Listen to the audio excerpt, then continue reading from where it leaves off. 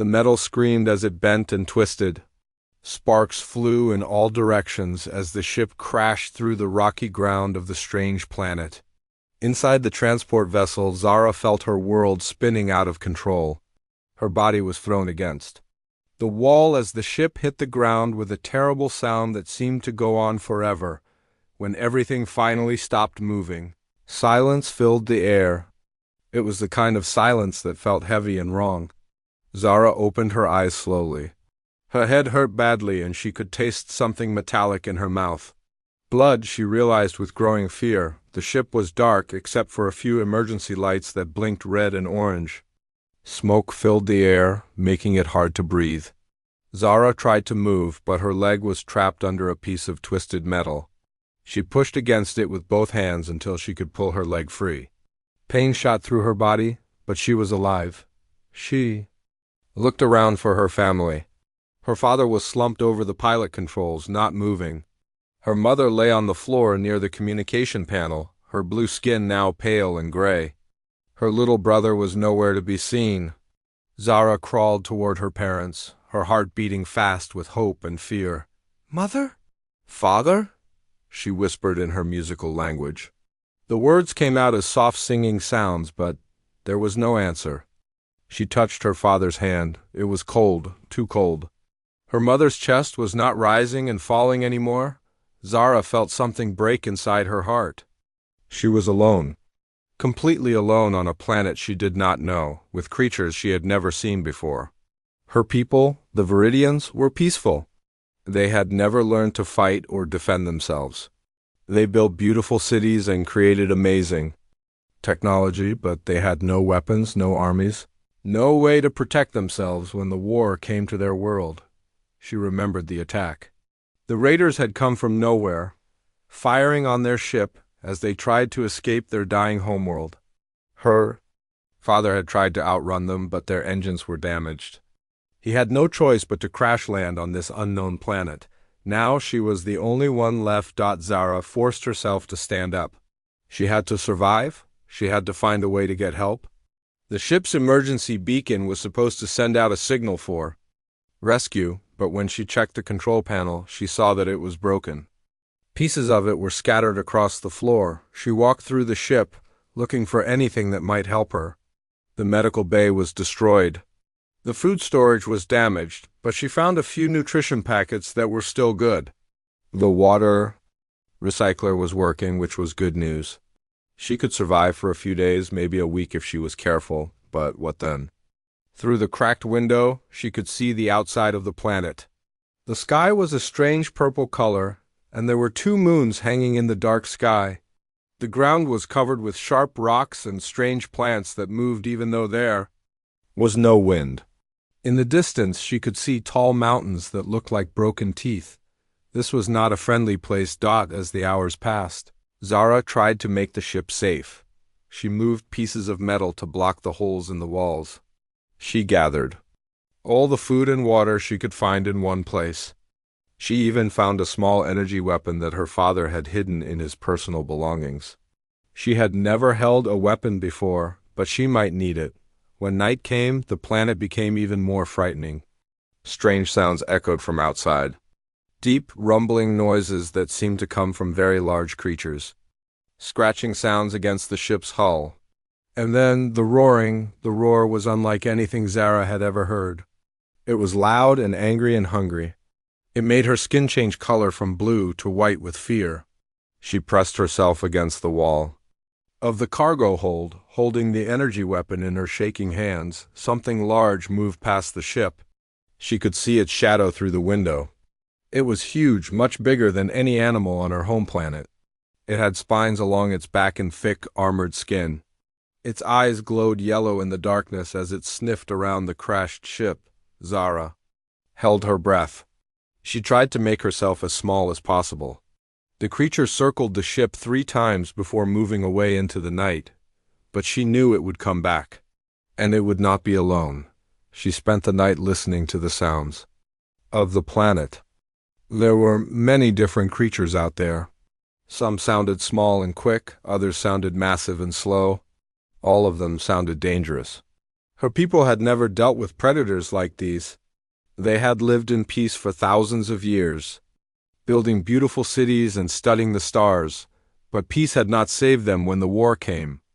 And it would not save her now. Far above the planet, in the cold darkness of space, Jake Morrison was finishing his daily scan of the system. His ship was old but reliable, designed for finding valuable scrap and minerals on abandoned worlds. He worked alone, which was how he liked it. Other people meant complications, and Jake had enough complications in his life already. His scanner picked up something unusual. A ship had crashed on the planet below. It was recent, within the last day or two. Jake studied the readings. The ship was not from any human design he knew. It was something else. Something alien. Jake sat back in his pilot chair and thought about what to do. Alien ships sometimes carried valuable technology, but they also meant trouble. The galaxy was full of different species, and most of them did not get along very well. Humans were still newcomers to the galactic community, and many aliens saw them as primitive or dangerous, but Jake needed the money. His ship required repairs, and he had not found anything valuable in weeks. One alien ship might have enough good materials to keep him going for months. He made his decision. He would go down to the planet and take a look. If there was nothing worth taking, he would leave. If there was something valuable, he would take it and get out quickly. Simple. Jake had been to this planet before. It was listed as uninhabited, but that did not mean it was safe. He had seen the creatures that lived there. The locals called them thornbacks because of the sharp spines that covered their bodies. They were predators, and they were very good at what they did. He loaded his equipment into his shuttle and prepared for the trip down to the surface. He brought his tools, his weapons, and his portable scanner. He also brought his emergency medical kit, though he hoped he would not need it. The flight down to the planet took about 30 minutes. Jake kept his scanner running, looking for signs of life around the crash site. He found the ship easily enough. It was buried nose first in a rocky valley, surrounded by the twisted remains of metal and electronics, but his scanner also showed something else. There was a life sign inside the ship. Something was still alive in there. Jake landed his shuttle a safe distance away and approached the crashed ship carefully. He had his weapon ready, but he was not sure what he would find. The ship was clearly alien in design, with smooth curves and strange materials that seemed to shift color in the light. He found a way inside through a hole in the hull. The ship was dark and filled with smoke. He turned on his flashlight and began to search. In the pilot area, he found two bodies. They were tall and thin, with blue skin and large eyes. They had been dead for some time. Then he heard a sound. A soft, musical noise that seemed almost like singing.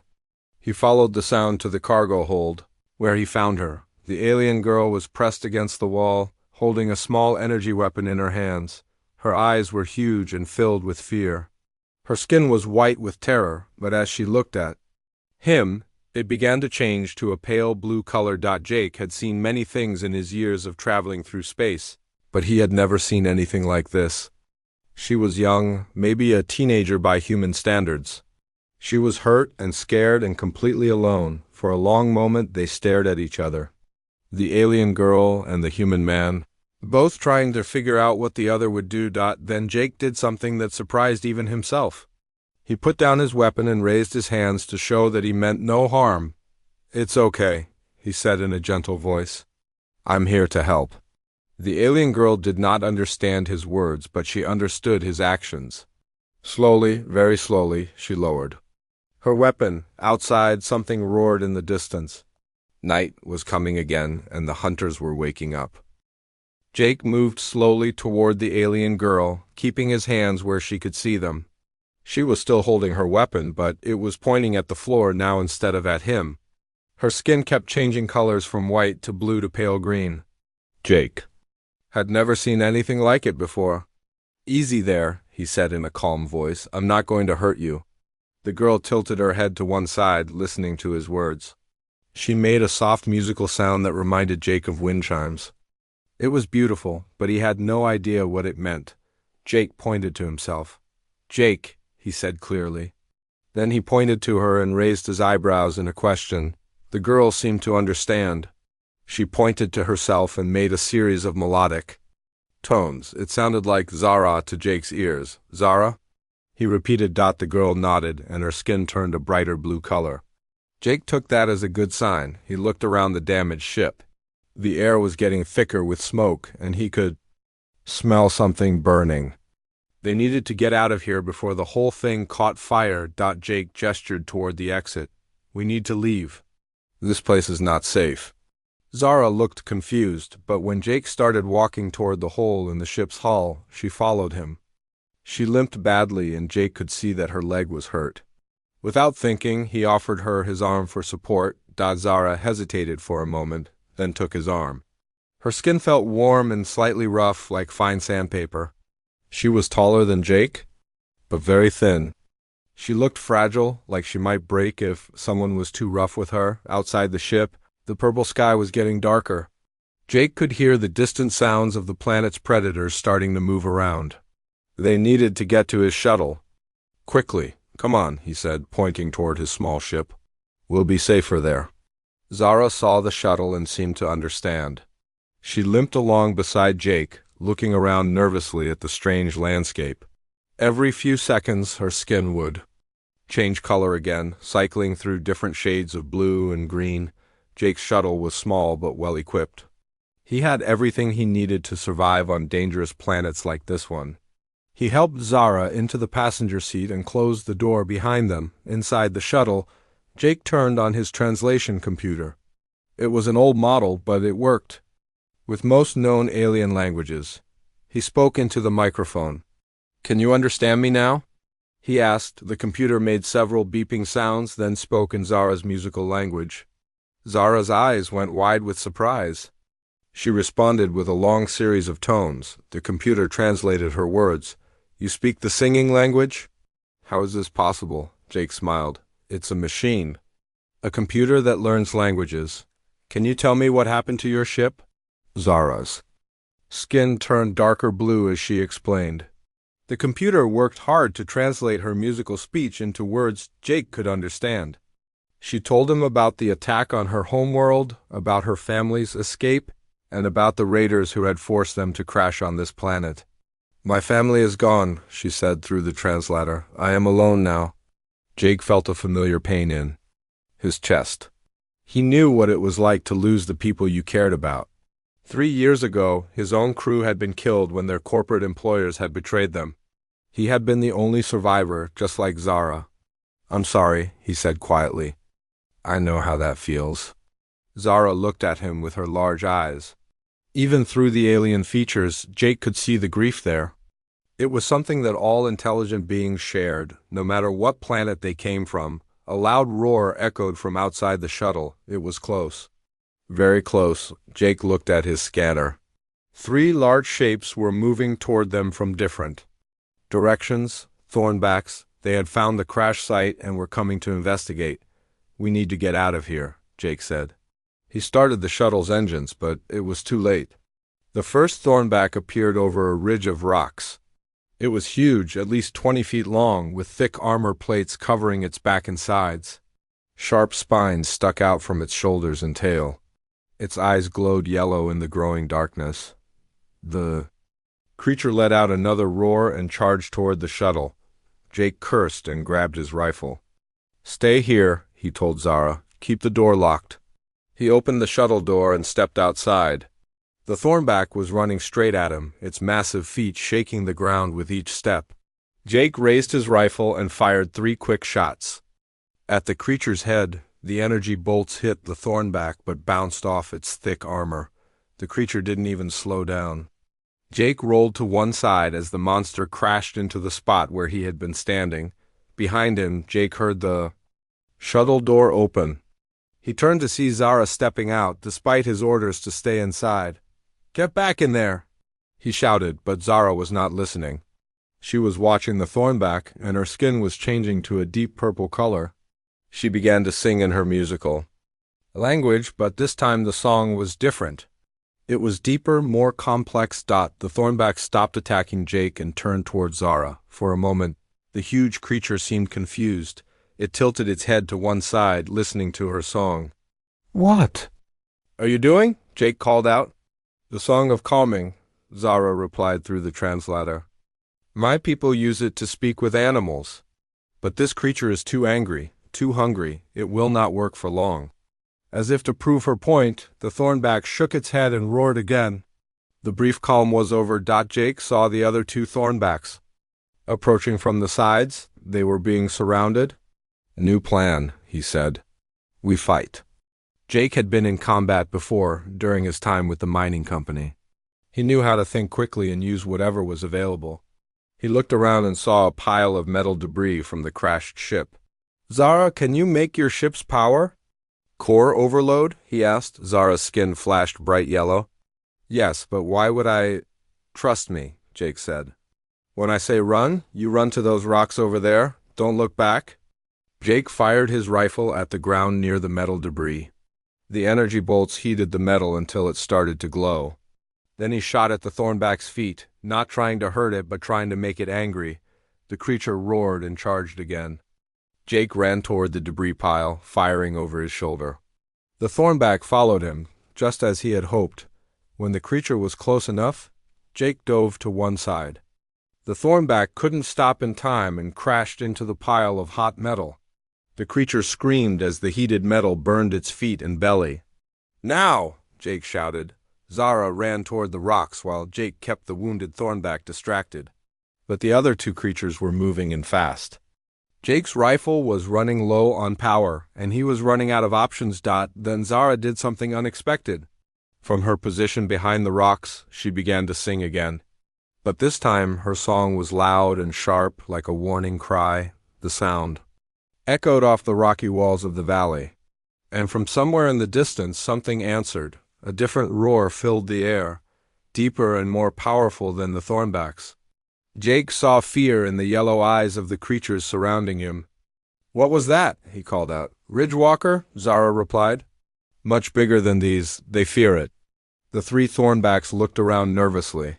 They could hear the massive footsteps of the Ridgewalker getting closer. After a moment of hesitation, they turned and ran into the darkness. Jake ran to where Zara was hiding.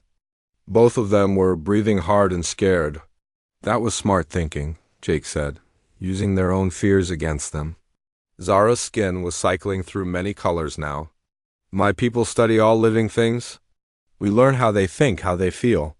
But I never thought I would need to use that knowledge to survive." They could still hear the Ridgewalker moving around in the distance, but it seemed to be going away from them. For now, they were safe. Jake looked at his shuttle. One of the thornbacks had damaged it with its claws. The engine was leaking fuel, and the hull was cracked. "We can't fly out of here," he said. "Not until I fix the damage," Zara nodded. "Then we must find shelter. The night hunters are more dangerous than the day ones." Jake gathered his tools and emergency supplies from the shuttle. Zara went back to her crashed ship and collected a few personal items and some strange devices that Jake didn't recognize. "What are those?" he asked. "Healing tools," Zara explained. "And this one finds clean water. My people always carry these when we travel." Jake was impressed. Even in this terrible situation, Zara was thinking about survival. She might come from a peaceful species, but she was stronger than she looked. They found a small cave in the rocks that would protect them from the wind and hide them from the creatures outside. Jake set up a small energy heater while Zara used her device to check that the cave was safe. As they settled down for the night, Jake realized something. He had been alone for 3 years and he had gotten used to it. But having someone to talk to, someone to help him think through problems, felt good. "Thank you," Zara said quietly, "for helping me. Most species would have left me to die." Jake looked at her. In the soft light of the heater, her skin was a calm blue color. She looked very young and very far from home. "Most humans would have helped you too," he said. "We're not all bad." Zara smiled, and Jake realized it was the first time he had seen her look happy since he found her. Outside their cave, the night hunters began to call to each other. It was going to be a long night, but at least they were not alone anymore. Jake woke up to the sound of his communication device beeping. The small screen showed an incoming message from the orbital station that managed salvage permits for this system. He read it quickly and felt his stomach drop. "What is wrong?" Zara asked. Her skin had turned a worried gray color while she slept. Jake showed her the message on his translator. "Someone else knows you're here. They've put out a bounty for any Viridian survivors from crashed ships." Zara's skin went white. "Bounty hunters. They must want my family's research data." "What research data?" Jake asked. Zara reached into her pack and pulled out a small crystal device. It glowed softly with blue light. "This contains everything. My people learned about healing and terraforming. Also star maps to safe worlds. If other Viridians are still alive out there, this could help them find new homes." Jake understood now. Information like that was worth a fortune to the right buyer. And there were people in the galaxy who would do anything to get it. "We need to leave this planet," Jake said. Now, but when Jake checked his shuttle, he found more bad news. The damage from the Thornback attack was worse than he had thought. The fuel system was completely broken and the navigation computer was fried. "How long to fix it?" Zara asked. 2 days, maybe 3, Jake replied. "If I can find the right parts." Zara looked at the sky. "We may not have that long." She was right. Jake's scanner was picking up a ship entering the planet's atmosphere. It was big, heavily armed, and heading straight for their location. "Grab everything important," Jake said. "We're leaving now." They packed quickly. Jake took his tools, weapons, and emergency supplies. Zara took her family's research crystal and a few other Viridian devices. Everything else had to be left behind. Jake led them away from the shuttle and deeper into the rocky hills. He knew this planet well enough to find places where a ship's scanners couldn't track them, but they would have to move fast. The pursuing ship landed near Jake's damaged shuttle. Through his binoculars, Jake watched as armed figures got out and began searching the area. They were led by a tall human man with gray hair and cold eyes. "Rex Vance," Jake muttered. "You know him?" Zara asked. "I know of him," Jake replied. "He's a mercenary, works for whoever pays him the most. He's also completely without mercy." Vance had 4 crew members with him. Jake recognized the species: 2 Cretan warriors with their thick armor and massive weapons, a synthoid with its mechanical body and targeting systems, and another human carrying advanced scanning equipment. "They're tracking us," Jake said. "We need to move." They climbed higher into the hills, trying to stay ahead of their pursuers. But Vance's crew was experienced and well-equipped. They were gaining ground. "There," Zara pointed to a narrow valley between 2 tall rock formations. "We can hide there." Jake looked at the valley and shook his head. "That's a trap. If they corner us in there, we'll have nowhere to run." "Trust me," Zara said. Her skin was glowing with a soft blue light. "I can feel something in that valley. Something that might help?" Yes, Jake didn't like it, but they were running out of options. They climbed down into the valley as quietly as they could. The valley was strange. The rocks here were different from the rest of the planet. They were smoother, more regular, almost like they had been carved by intelligent hands. Strange symbols were etched into the stone walls. "This place is old," Zara whispered. "Very old. I think people lived here once." Jake's scanner was picking up unusual energy readings from deeper in the valley. Whatever was down there, it was still active after all these years. "Movement," Jake said, checking his motion detector. "They're coming down the cliff behind us." Vance's voice echoed off the stone walls. "Morrison!" "I know you're down there. Give me the alien girl and I'll let you walk away," Jake called back. "Not happening, Vance." "Then you'll die with her," Vance replied. "Your choice." Energy bolts began flying down into the valley. Jake and Zara took cover behind the carved rocks. The ancient symbols on the stones began to glow when the energy weapons hit them. "The rocks are absorbing the energy," Zara said with excitement. "This is some kind of defense system." Jake saw what she meant. The more Vance's crew shot at them, the brighter the symbols became. The entire valley was starting to hum with power. "Can you activate it?" Jake asked. Zara placed her hands on one of the glowing symbols. She closed her eyes and began to sing in her musical language. The symbols responded to her touch, glowing brighter and brighter. Suddenly the valley filled with light. Energy. The barrier appeared across the entrance, blocking Vance and his crew from entering. What is this? Vance shouted. Jake smiled grimly. Ancient alien technology. You should have done your research, Vance, but the barrier wouldn't hold forever. Jake could see it flickering already. The old power source was failing. We need another way out, he said. Zara was exploring the back of the valley. She found a narrow passage between two large stones. Here, she called. This leads to cave system. Jake looked at the passage. It was barely wide enough for a person to squeeze through. Are you sure? My people were cave dwellers long ago, Zara explained. I can feel the air currents. This passage goes deep into the mountain. Behind them, the energy barrier was getting weaker. Vance's crew was concentrating their fire on one spot, trying to break through. Jake and Zara squeezed through the narrow passage. On the other side, they found themselves in a large underground chamber. The walls were covered with more of the strange symbols, and the floor was smooth stone. This is a city, Zara said in wonder, or it was, long ago. Jake's flashlight revealed carved pillars and what looked like furniture made from stone. Everything was covered in dust, but it was clear that intelligent beings had lived here once. Who were they? Jake asked. I don't know, Zara replied. But they were like my people in some ways. They built beautiful things instead of weapons. The sound of explosions echoed through the passage behind them. Vance's crew had broken through the barrier and were following them into the caves. Keep moving, Jake said. They ran through the underground city, their footsteps echoing in the empty chambers. Jake's scanner showed multiple passages leading in different directions. The place was like a maze. Which way? He asked. Zara closed her eyes and listened. This way, I can hear water. There might be another exit. They followed a long corridor that sloped downward. The air was getting cooler and more humid. Jake could smell water somewhere ahead. Behind them, they could hear Vance's crew spreading out through the city. Their voices echoed off the stone walls as they searched for their quarry. Split up, Vance ordered. Find them. The girl is worth more alive, but if you have to kill them both, do it.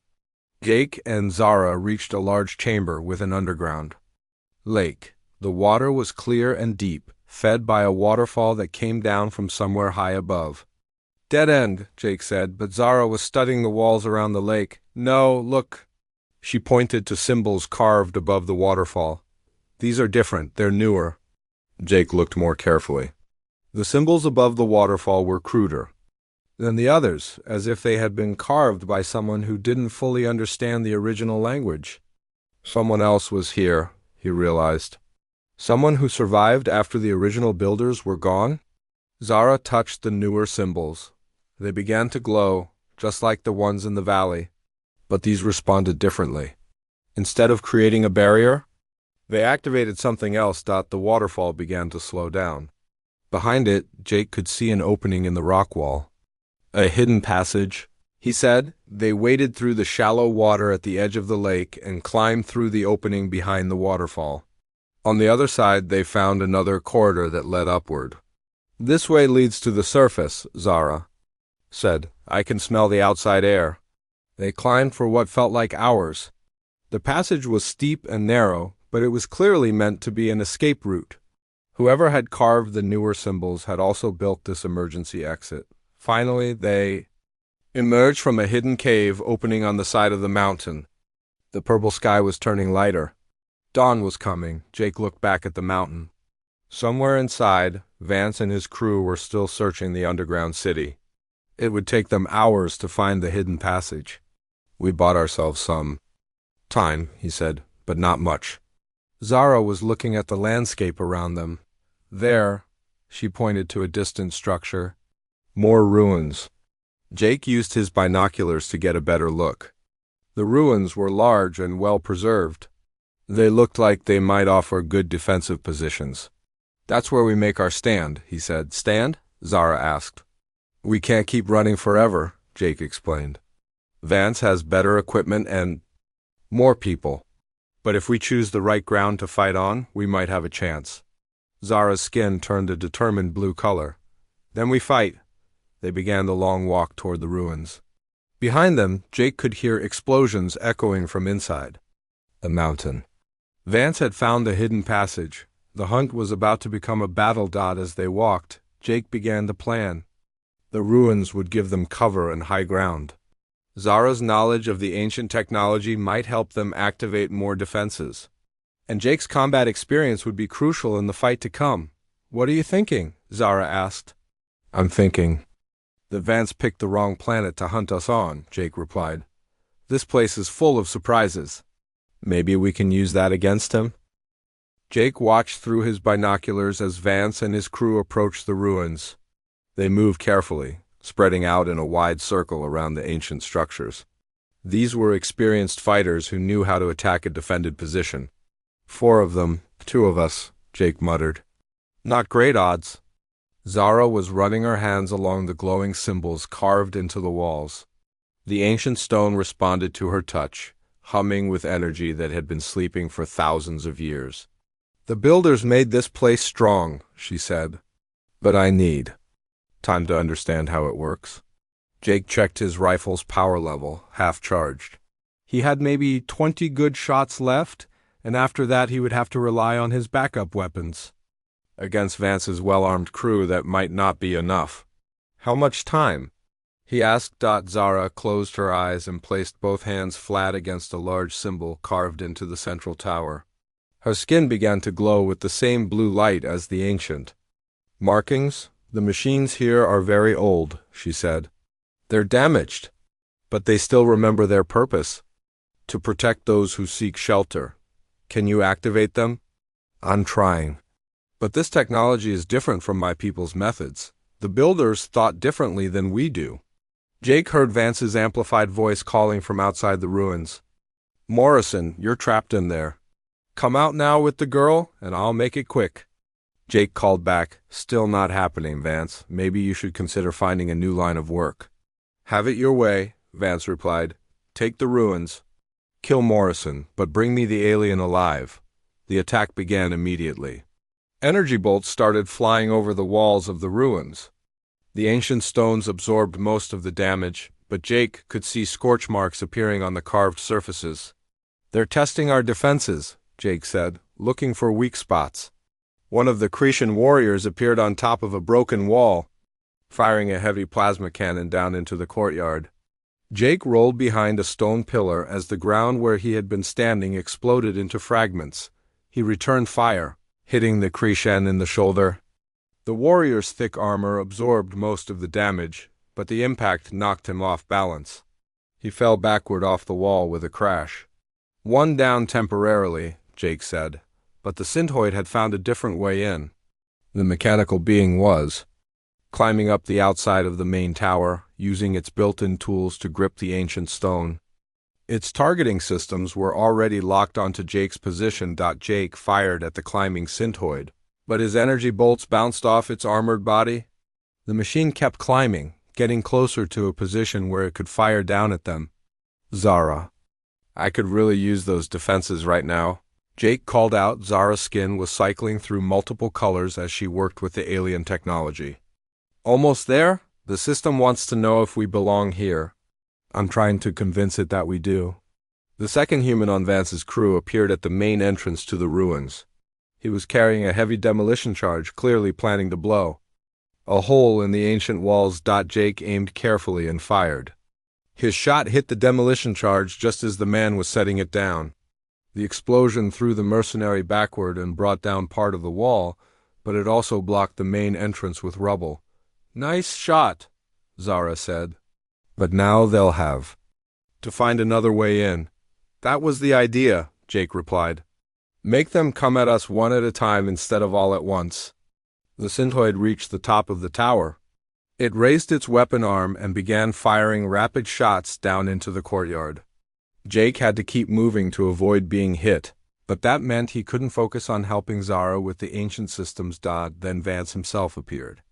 He came over the back wall of the ruins, moving fast and quiet. Jake didn't see him until it was almost too late. Vance fired his rifle just as Jake dove for cover. The energy bolt passed so close to Jake's head that he could feel the heat. He rolled behind another pillar and came up shooting, but Vance was already gone, disappeared into the maze of ancient buildings that made up the ruins. Now Jake had enemies above him and behind him. "Jake," Zara called out, "I think I understand now. But I need you to touch this symbol while I activate the others." Jake looked at the symbol Zara was pointing to. It was carved into a pillar about 20 feet away. To reach it, he would have to run across open ground while the synthoid was shooting from above. "Can't you do it yourself?" he asked. "The system needs 2 people, Zara explained. It was built for a partnership, like the original builders had. Jake took a deep breath. "Okay, on 3. 1, 2, ... He ran. The synthoid's targeting system tracked him immediately, sending energy bolts sparking off the ground around his feet. Jake reached the pillar and slammed his hand against the carved symbol. The effect was immediate. The entire ruins complex came alive with light. Energy barriers appeared across all the entrances. Defensive turrets rose from hidden positions in the walls. And somewhere deep beneath the ground, Jake could hear the sound of massive machinery. Starting up, the synthoid on the tower found itself targeted by 3 different weapon systems. It tried to return fire, but the ancient weapons were too powerful. The mechanical being was blasted off the tower and crashed to the ground outside the walls. 2 down, Jake said, but Vance was still inside the ruins somewhere, and the injured Cretan warrior was getting back up. "The fight was far from over. The defenses will keep them out," Zara said. "But Vance is already inside." As if summoned by her words, Vance appeared from behind a collapsed wall. He was moving carefully, his weapon trained on Zara. "Step away from the alien, Morrison," he ordered. "This doesn't have to be personal between us." Jake kept his rifle pointed at Vance. "It became personal when you started hunting innocent people." "Innocent?" Vance laughed. "Do you know what that crystal she's carrying is worth?" "Enough to buy a small fleet. The people I work for have big plans for Viridian technology." "Plans that involve enslaving or killing our people?" Jake said. "Progress requires sacrifice," Vance replied. "The weak species get absorbed by the strong ones. That's how the galaxy works." "Not on my watch," Jake said. Both men fired at the same time. Jake's shot hit Vance in the shoulder, spinning him around. But Vance's shot hit Jake in the chest, sending him crashing into the stone wall. Jake felt his ribs crack from the impact. Pain shot through his entire body, and he could taste blood in his mouth. His rifle clattered away across the stone floor. Vance straightened up, favoring his wounded shoulder. He walked toward Zara, who was backing away from him. "It's over, alien," he said. "Come with me quietly and I won't have to hurt you." Zara's skin had turned bright red, which Jake had never seen before. Her musical voice was different too, deeper and more powerful. "My people may be peaceful," she said through the translator, "but we are not helpless." Zara began to sing, but this wasn't the calming song she had used on the Thornbacks or the warning cry that had scared them away. This was something else entirely. The ancient ruins responded to her voice. The carved symbols began flashing in complex patterns. The defensive systems that had been pointing outward now turned to focus. "On Vance, what are you doing?" Vance demanded. "The builders left more than just weapons," Zara explained. "They left judgment." The symbols on the walls were scanning Vance somehow, reading something about him that Jake couldn't understand. Whatever they found, they didn't like it. Energy. Beams shot out from the walls, not to kill but to hold. Vance found himself trapped in a web of light that he couldn't break free from.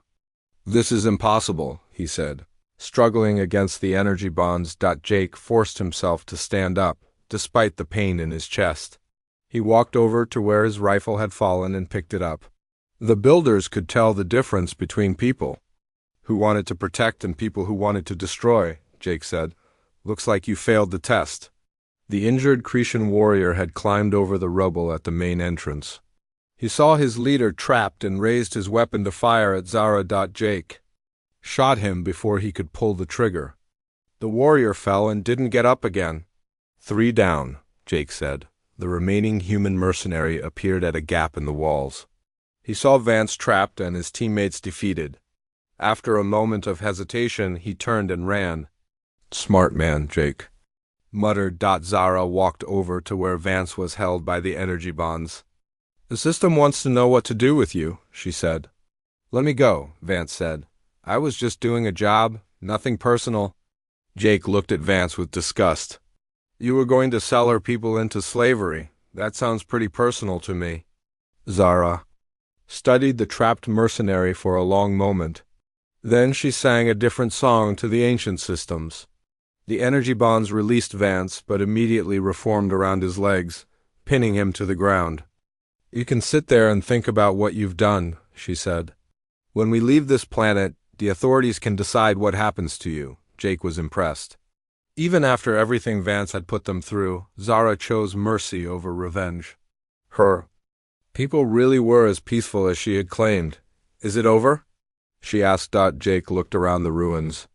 The ancient defenses were still active, glowing symbols keeping watch over them. Vance was securely trapped. The other mercenaries were either defeated or fled. "For now," he said. "But we still need to get off this planet and fix my shuttle." Zara smiled, and her skin returned to its normal blue color. "I can help with that. My people's technology works well with human engineering." Together. 3 days later, Jake and Zara stood beside his repaired shuttle. The ancient ruins had provided more than just protection from Vance and his crew. Hidden workshops beneath the stone buildings contained tools and materials that the original builders had left behind. Zara had proven to be gifted at understanding alien technology. She had studied the ancient machines and combined them with parts from her crashed ship and Jake's shuttle. The result was something neither human nor Viridian engineering could have created alone. "The engines are stronger now," Zara explained, as she made final adjustments, "and the shields will protect us from most weapons. We also have enough fuel to reach 3 different star systems." Jake looked at the shuttle with amazement. It looked almost the same on the outside, but he could hear the quiet hum of advanced technology inside. The repairs had turned his old salvage ship into something much more capable. "Where do you want to go?" he asked Zara. Zara held up her family's research crystal. The blue light inside it pulsed gently, like a heartbeat. "There are coordinates in here, places where other Viridians might have fled when our world was attacked. I could try to find them." "That sounds like a good plan," Jake said, but Zara's skin was cycling through uncertain colors. "What about you? You have your own life, your own work." "I cannot ask you to give that up for a stranger." Jake thought about his old life.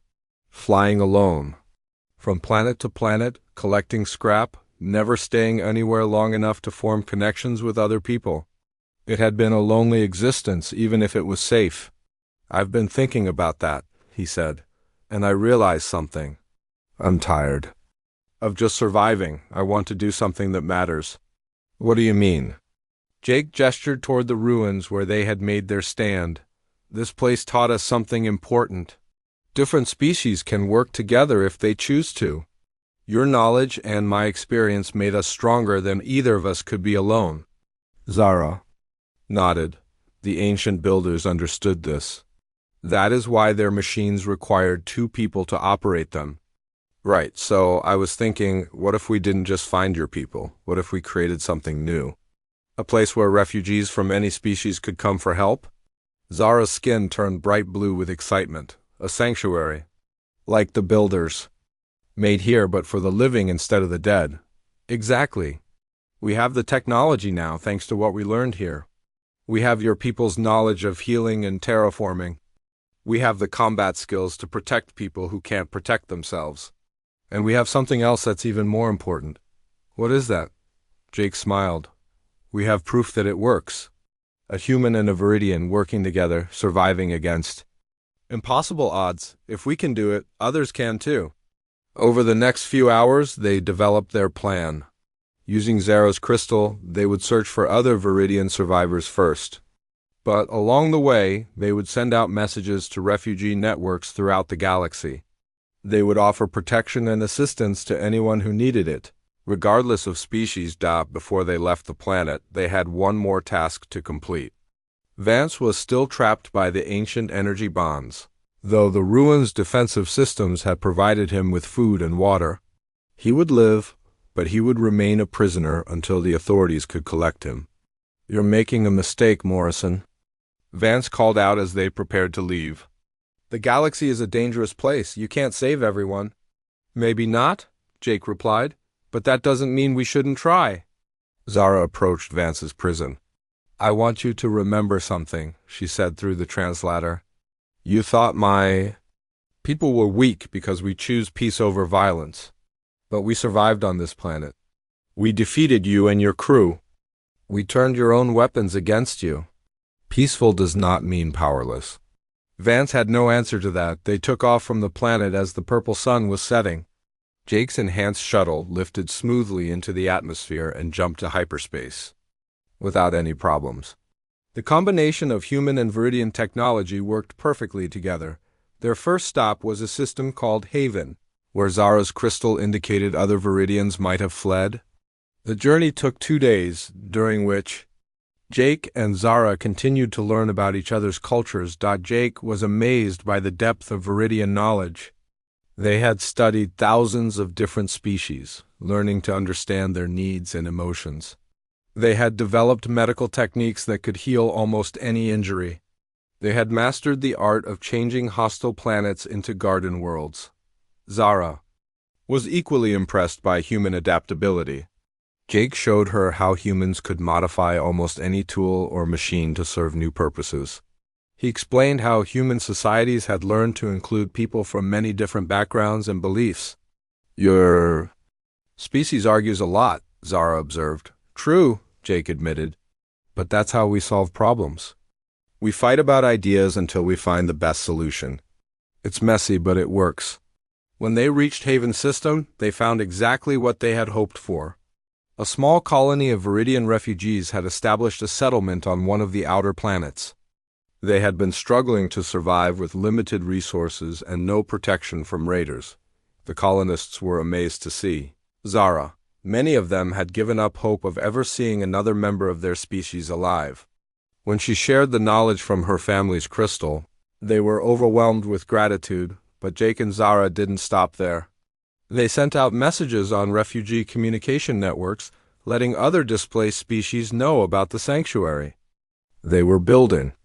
Within weeks, survivors from a dozen different worlds began arriving at Haven. There were Altarians, whose planet had been destroyed by a natural disaster, Zephyrian merchants who had been driven from their homes by war, even a few humans who had been exiled from their colonies for political reasons. Each group brought their own skills and knowledge.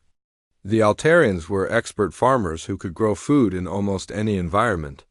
The Zephyrians understood trade and economics.